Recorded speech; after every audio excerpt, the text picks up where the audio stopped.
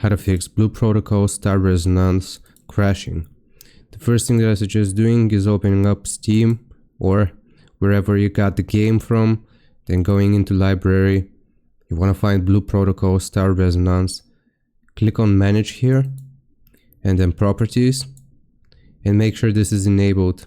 Enable the Steam overlay while in game. Make sure this is toggled on. Next, go into Installed Files and just click on Verify Integrity of the game files. This is going to make sure that your installation is properly set up.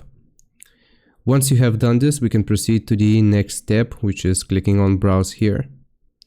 Then you want to click on the folder, find the game icon, right click on it, show more options, and go into Properties. Here you want to click on the Compatibility tab and check these three options. Compatibility mode, leave this as Windows 8, disable full screen optimizations and run this program as an administrator. Click on Apply, click on OK, and Blue Protocol should no longer crash. I hope this helps. Leave a like and sub. I'll see you next time.